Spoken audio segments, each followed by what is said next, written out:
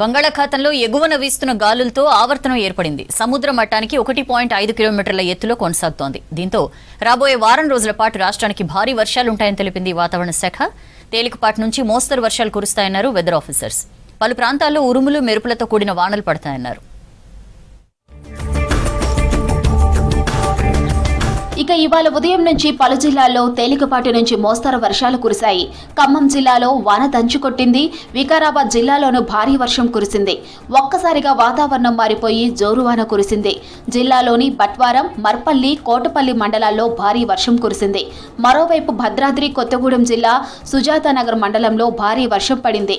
పలు ప్రాంతంలో ఉరుములు మెరుపులతో వర్షం కురిసింది. ఉదయం నుంచి ఎండ ఉక్కపోతతో ఇబ్బంది పడిన జనం ఒక్కసారిగా కురిసిన వర్షానికి కాస్త రిలాక్స్ అయ్యారు. ఇక మరో వారం రోజుల పాటు జిల్లాలో వర్షాలు కొనసాగుతాయన్నారు వెదర్ ఆఫీసర్లు. హైదరాబాద్ సిటీలో వానలు దంచుకొట్టాయి. నగరంలోని పలు ప్రాంతాల్లో ఉరుములు మెరుపులతో కూడిన వాన కురిసింది. జూబ్లీహిల్స్, బంజారాహిల్స్, ఫిలిం నగర్, మెహదీపట్నం, నాంపల్లి, ఓల్డ్ సిటీ, మాదాపూర్, పంజాగుట్ట, అమీర్పేట్, ఎస్ఆర్ నగర్, ప్రకాష్ నగర్, బేగంపేట, సికింద్రాబాద్ ఏరియాల్లో వాన పడింది. భారీ వర్షం కారణంగా నగరంలోని పలు ప్రాంతాల్లో ట్రాఫిక్ జామ్ కావడంతో ప్రయాణికులు, వాహనదారులు ఇబ్బందులు ఎదుర్కొంటున్నారు. అబిడ్స్, బేగం బజార్, కోటి, బషీరాబాగ్, నారాయణగూడ ఏరియాల్లోనూ వర్షం కురిసింది.